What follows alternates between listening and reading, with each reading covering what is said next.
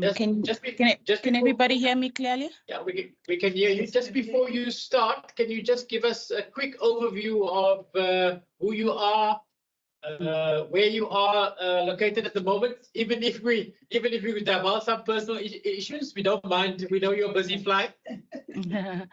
Okay, thank you. My name is Lilita Mahlati, and I'm the CEO of Ivili Group. Ivili Group, and Ivili Loboya, I will get into just now. Myself and my personal background, I started my career in the investment space. I was an investment banker, and then went into private equity and corporate finance.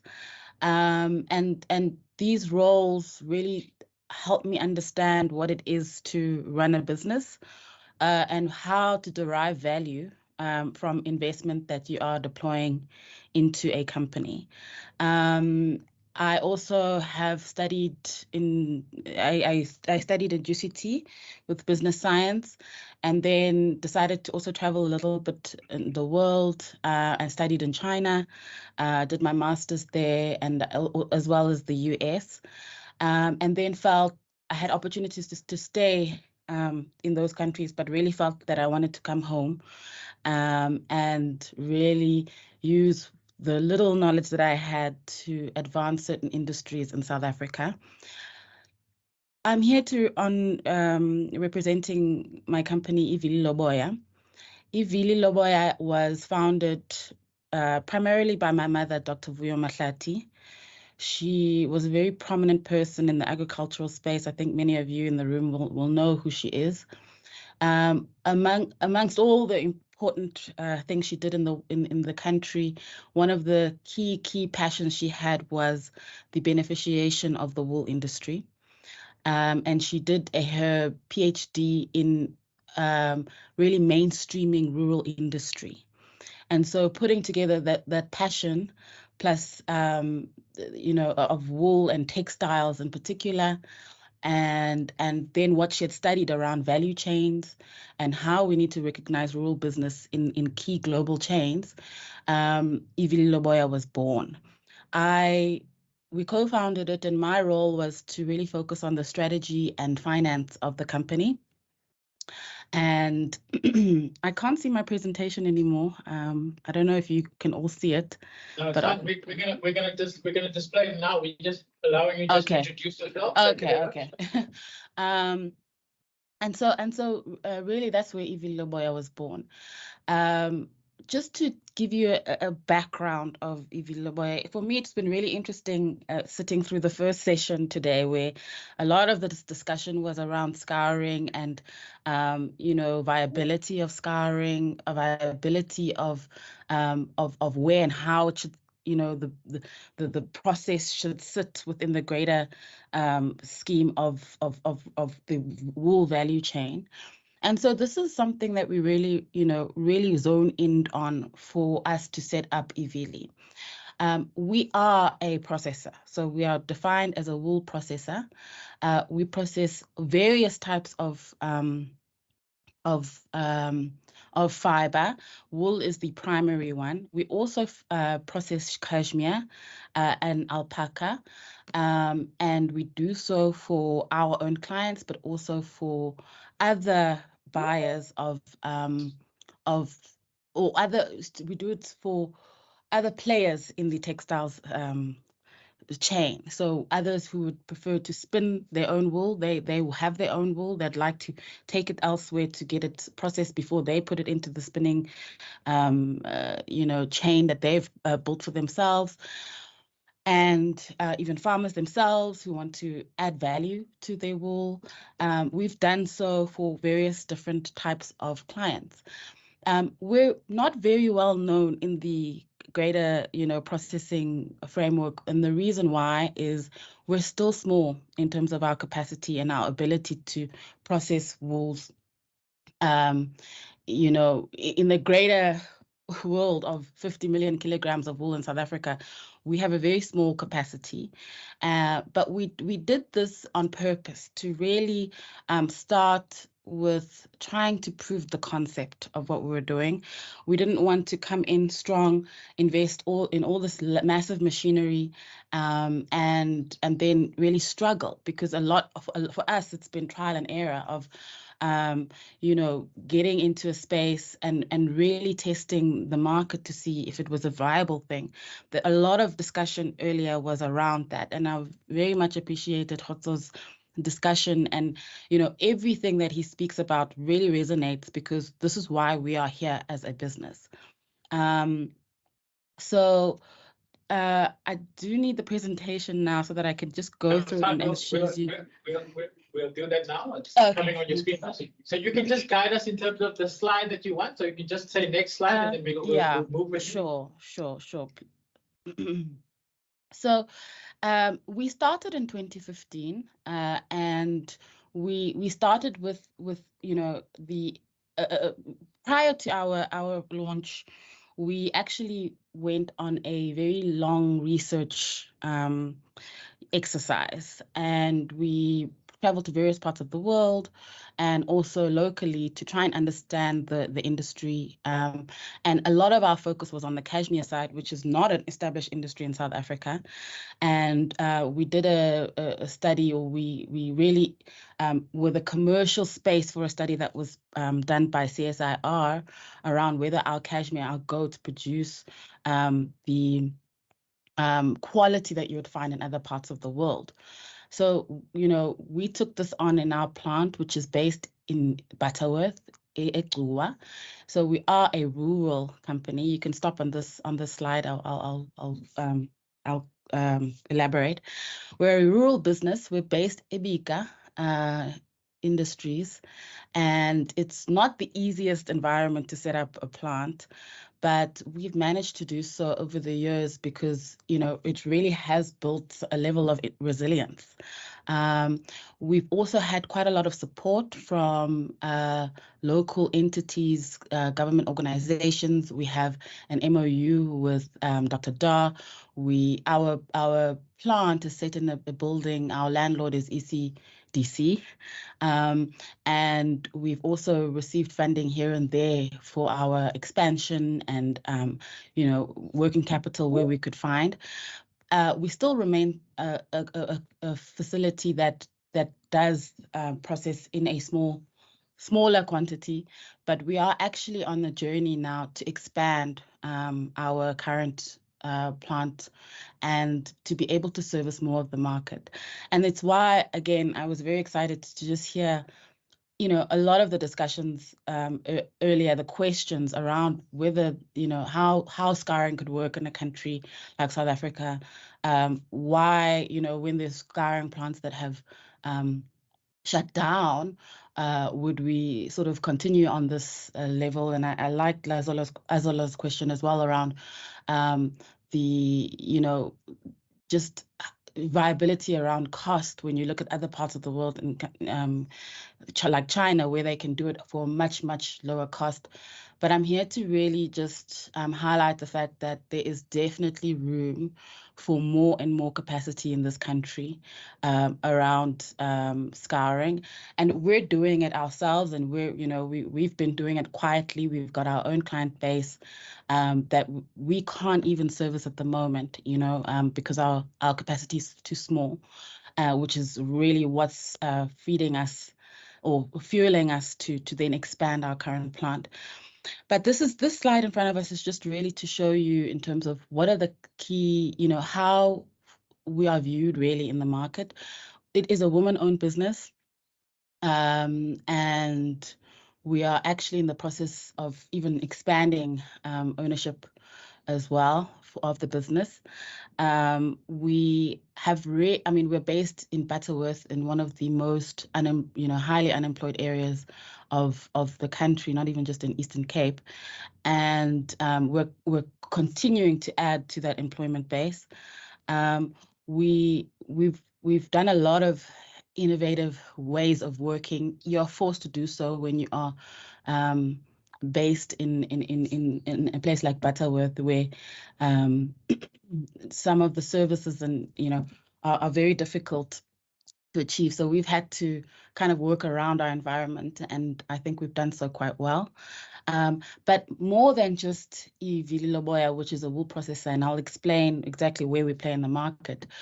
Ivili is part of Ivili Group, which is a textiles company. So we are overall a textiles company that has a business called Ivili Loboya, and then we have another business called Ivili Tex, where we actually make garments as well. So the whole idea of why we started this was to bring that beneficiation chain much closer, add all that value that we have, as Hoto was saying, all that wool is exported in the greasy form. This is something everyone knows in the country, and ours was to try and take a couple steps further within the country to add a lot of value. It's not easy. It's taken quite a few years for us to even get to a point of sort of stabilizing, because the investment efforts are not just about money. You have to invest in, growing your market base. You have to invest in, growing a skill base that barely exists in this country. There's so many things that come with having a business of this nature. But we're also very bullish and very excited about what the country has in store for us, and what our business has in store for us going forward. Please go to the next slide. So as I said, we're based in Butterworth, Ebika. These are just some pictures from our plant, where we have different stages in the chain. So what we would typically do is we buy wool, and I'll explain from who. We take it through our scouring line, and then we can sell it at that stage, or we will do it as commission scouring, as in you bring your wool, we commission it, we scour it for you, and you take it back. Then we also take it through this bottom left picture over here is a carding line that we have as well, which was specifically for the blending of both cashmere and wool, but can be used for wool as well. And from there, we can also sell the product, or we do commissioned carding as well.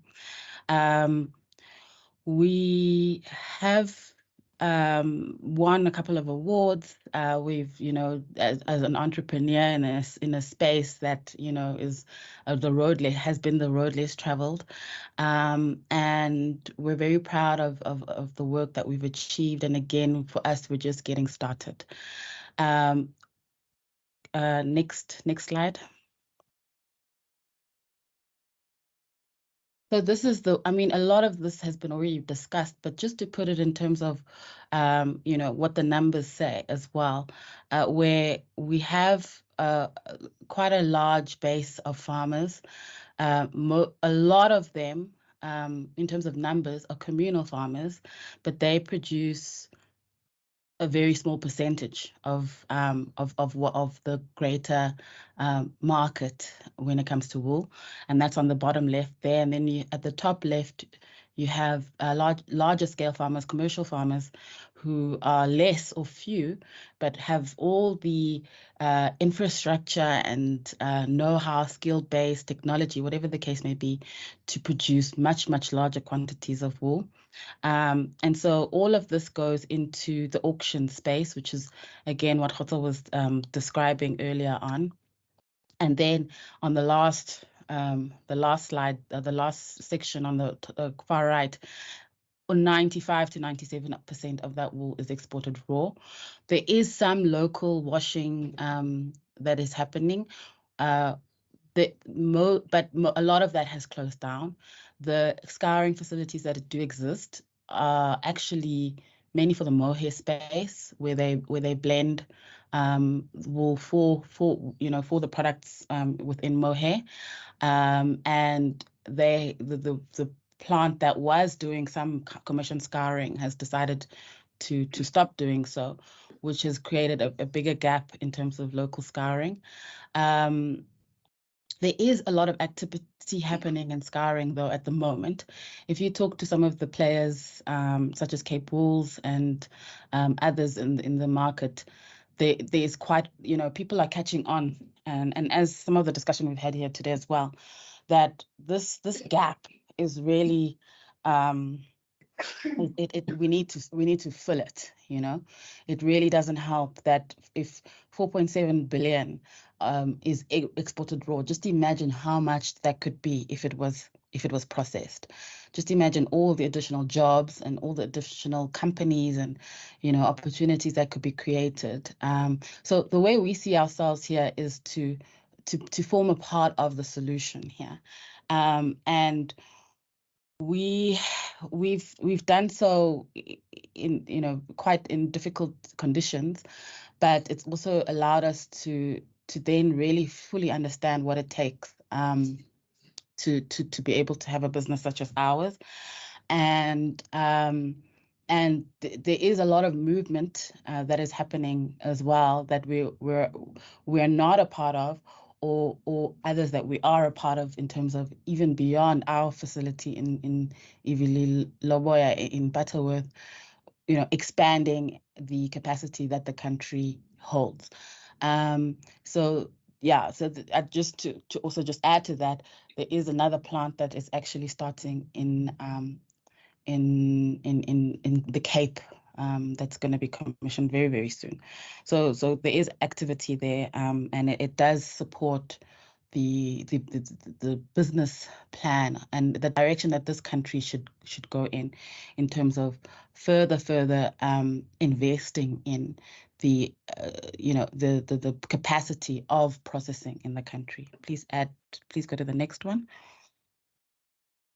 So this is, why we're here. So if you look at the 50, it goes between sort of 45 to 50 million kilograms per annum as a country that we produce in wool. 38% of that roughly is from the Eastern Cape. It's why we're in the Eastern Cape. It's why we will always be in the Eastern Cape.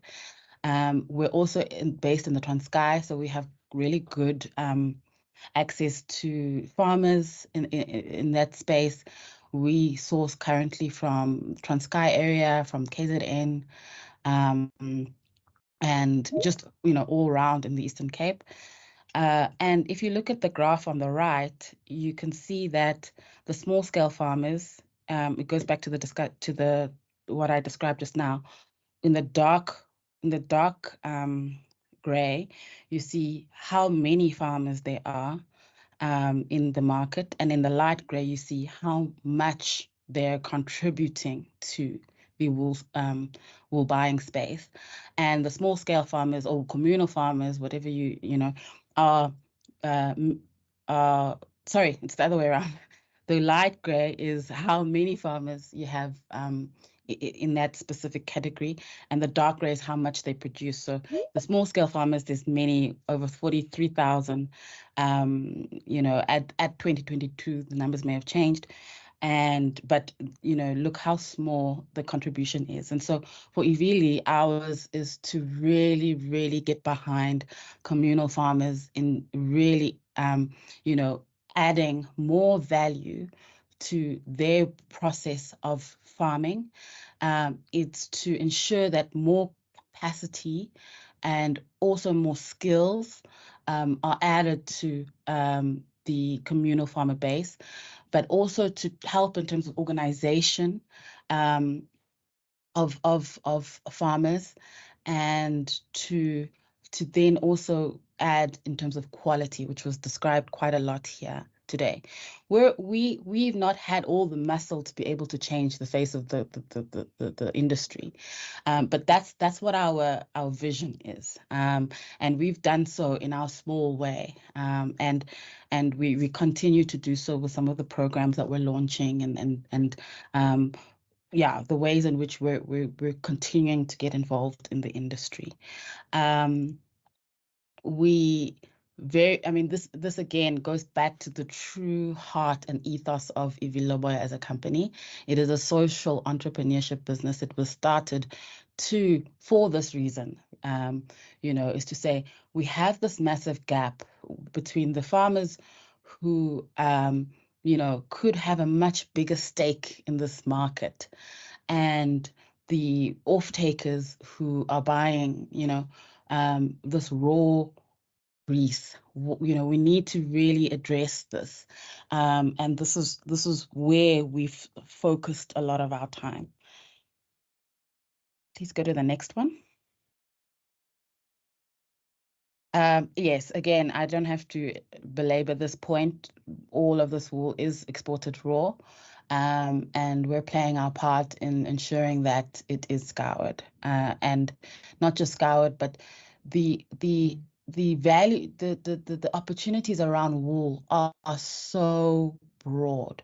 I mean, I think we've discussed maybe one or two ways in which wool is processed, but not a lot of people know that wool is beyond just clothes. It's so many different. There's so many in the industrial. You can literally set up a scouring processing facility and focus on only one thing, but there's so many others, and.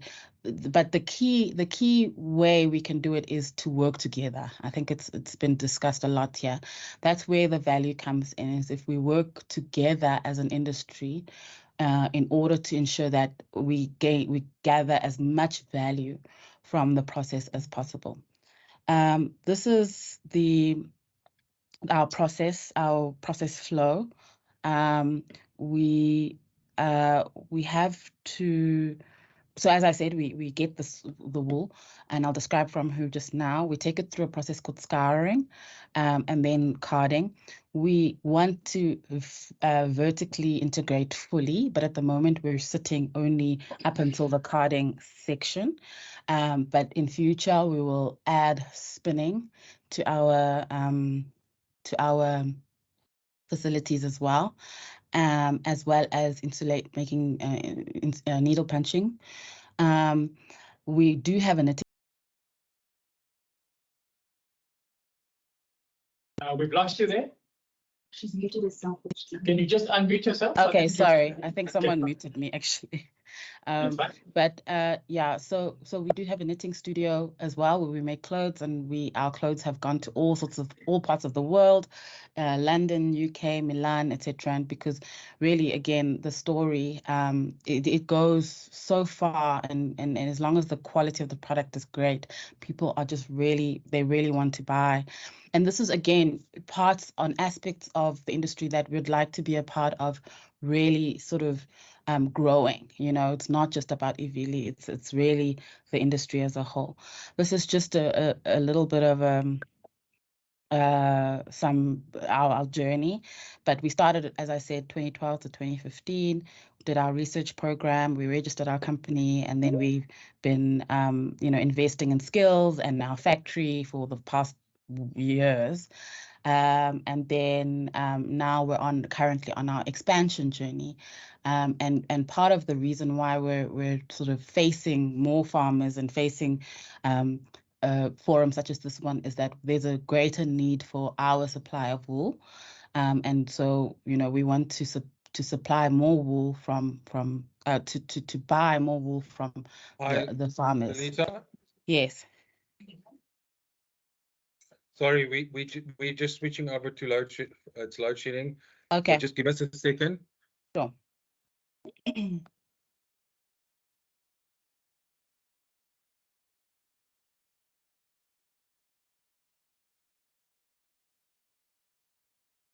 they take this one? Don't know. There we go.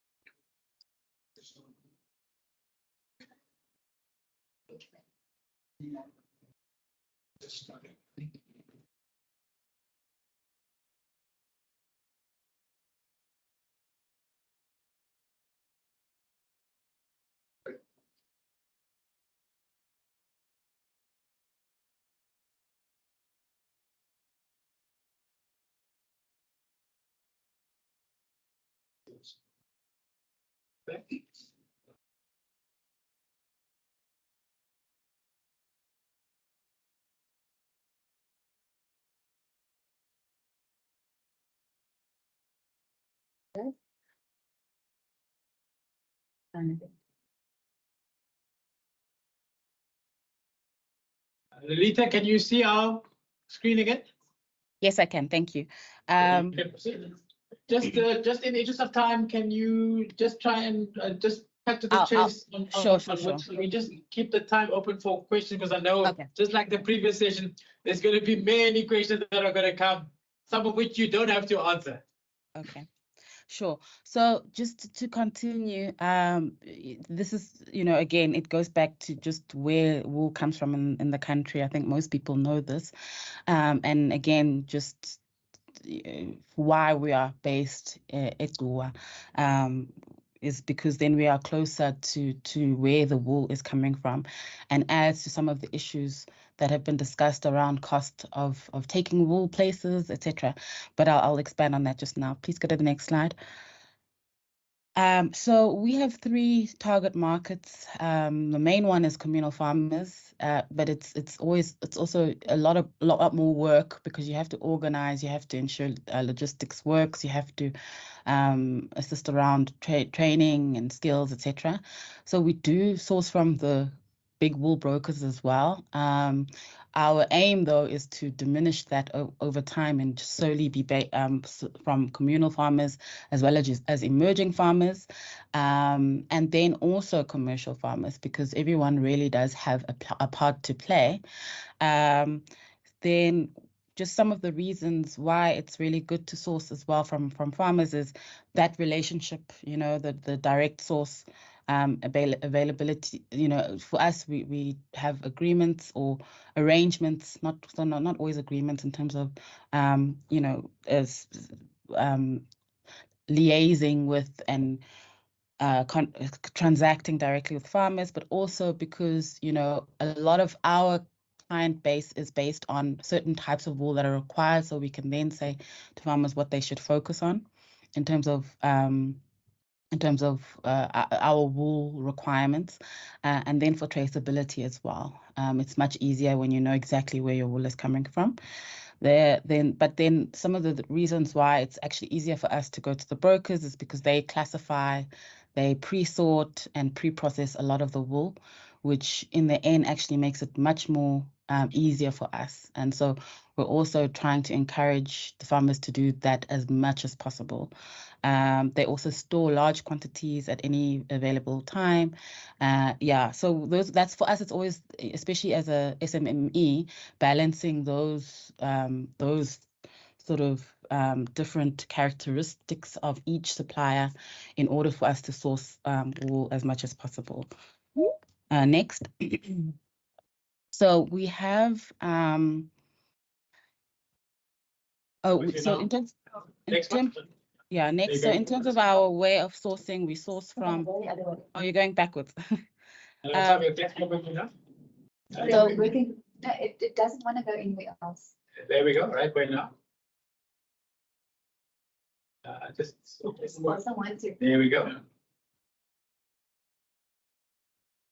Okay, so I think the next slide talks about just how we source and who we source from. So we have our own internal broker, I guess not broker, but a program where we try and work in a scalable manner, so that we have direct relationships with sharing sheds or with certain collections of farmers in a specific region, that then we are able to source from as many of those farmers within that space as much as possible. That's our preferred way of working, but we do have walk-ins who come to our factory to sell. So this is our key way of sourcing wool. We're working a lot with emerging farmers as well. Especially the Black emerging farmer, this is a very, very crucial space where then there's influence in terms of other farmers as well. Please continue. Oh no, wrong side again. You're going backwards now. There we go. So just these are the things that we look at overall in terms of sourcing. We source, we're trying to scale up as much as possible to make it a very seamless way of sourcing. So we've tried to do that with technology. So we use a certain app where we put everyone's information on them and we're able to communicate, and to communicate what we're looking for that season, but also to be able to easily track or see where we are sourcing a lot of our wool, because the information behind that is very, very important for us to then further understand what we need to do if there's a certain quality or type that's in a region, what we need to do to increase that, or get our hands dirty to ensure that we are getting as much supply of a certain type of wool based on where we have sourced it from. But ours is also to organize as much as possible, we prefer when there are formal groups or just one or two points of contact where we have access to a larger base of farmers. We look at sort of a transparent and efficient system as well. This is very important to us, training and mentorship. And then we have looked at breeding and genetic improvement. This is actually also on the cashmere side quite important, but really on wool as well, because there's so much work that we need to do to ensure that the quality of the wool improves over time. And then the responsible wool standard, the Cape Wool standard was discussed earlier. It's really similar in terms of ensuring that there's more wool value that is extracted from farmers as well. So we're trying to see how we can get involved to actually just help the farmers be certified in those ways, and then logistics as well. So for us, this is a sort of ongoing list of targets that we have, and in some places we're very early and others we're very far, but these are the things that we look at to try and improve the farmer base, increase the farmer base, because for us really it's about offtake. We'd like to buy that wool and then put it through the process. Next. So this is just to look at, with time, we are again trying to increase our sourcing from farmers. We have historically not sourced that much wool, somewhere between 6 to 12 tons a month. But it's something, and we're just building upon it with our expansion plan that is underway. Please continue. Then these are the programs, the actual programs that we have. The first is the Farmer Intervention and Training Program. That's more underway at the moment. The breeding program is one that is basically in planning, and we'd like to launch it sometime next year. So for the farmer intervention, it's really participating in the development of the farmers, collaborate with partners such as private companies, DFIs, government agencies. We've come to ECRDA, we speak to actual local governments. I am a board member as well of an organization called AFASA, African Farmers Association. And so we're looking at ways we can sort of work together to ensure that we can really roll out more and channel more investment and not just money, but non-financial intervention for the farmers, and then eventually see how we can use this investment to actually directly assist farmers as well. So some kind of investment tool for the farmers. So this is everything I've just described, but a little bit more detailed. So some of the things that we're doing specifically at the moment is providing sheep shears, providing wool packs, providing training, and even a bale press. We had an extra bale press that we've then taken to certain regions where they can then bale the wool. And these are the things, the actual activities that we're busy with to roll out this, more and more intervention from a training perspective. We're also trying to sort of organize funds from different places so that we can channel it directly for farmers, because at the end of the day, we are also just a SMME business. So for us, we really need the support of various other players. And that's it. I've put in at the that's our contact, Leander at Ivili, if you'd like to directly speak to someone around sourcing of wool, and if not, you can call our office at the number at the bottom as well. Thank you very much for that. Let's give a hand of applause. Thank you. So again, we recognize the fact that you are a business. There's information that you may not want to share. It's fine. I think for us, certainly we're interested in partnering with you. We've got a number of participants online, a number of participants on the floor here. We're going to open up for some questions or comments. Again, we're going to ask people, just in the interest of time, if you raise your hand, if you get recognized, please just limit yourself to one comment or one question. Otherwise, we're never going to finish today. Can I just ask people to raise their hands online first?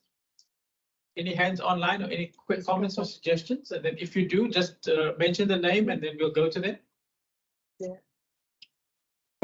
First is Andile in Dava. Andile, you can come through. Thank you, Chair. Chair, I've got a farmer here with me who would like to ask a question. I'm going to hand over to her.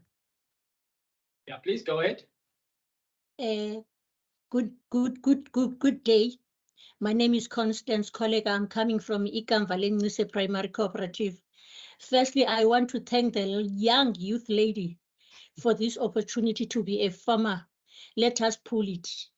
My concern is that I can hear that they are having wool from the emerging farmers. Meanwhile, I, as emerging farmers from OR Town, we are passing our wool straight to PKP.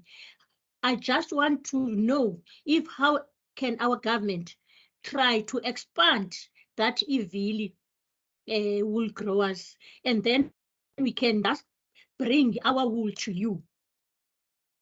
How can our government assist us instead of bailing our wool from OR Tambo to Nelson Mandela Metro? Yet there is an emerging farmer here by Ibika. Thank you. Perfect. Thank you very much. Any others online? Zandisile Kanisi. Zandisile. Thanks a lot. My name is Zandisile Kanisi from Dinga. But what is emerging for me it's not necessarily a question, is how we begin then to organize our farmers to produce first sheep and thus wool on scale. And we really cannot assist farmers to do that without the government intervention in rural areas at two levels. First, the issue of grazing land that is being invaded in rural areas by people that just build houses, there has to be addressed, and government intervention is needed there. But the second one is, again, the infrastructure that you need so that you contain the spaces where the quality of the wool is controlled to be able to be used by the industry. So those two things for me are issues that farmers and us as stakeholders that support them have to begin to influence in terms of government policy, so that then the scale that is required, you reduce the quantity of wool taken from established commercial farmers. We try to expand the one that is taken from our local farmers. So that process has to be discussed maybe and taken forward by the ECRDA. Yeah. Let's open up the floor in the room. Any other hands? If you can just raise your hand. Let's take a show of hands. Now we're having a dearth of hands here. So there's one. Let's take you, Fotso, first. Thank you so much, Chairman. I think the presentation by my friend, it's wonderful. And from where I'm standing, I think she's a pioneer. It's here, particularly in the province, that we all appreciate, that we are also going to learn from her. But I have got 2 questions and a comment. My first question, my friend, is how do we determine a price? So is that price a general price for a kg, or is a price based on the classes of wool? And the second one, I think you have already answered it, because you have shown on your slide how much wool are you collecting from the farmers. I'm covered on that one. My comment now, I'm too excited where I'm sitting for, because we have exposed here a myth that is exposed, is being presented to us as communal farmers as something that is impossible to happen by the agencies that government is mostly hiring to assist us as communal farmers.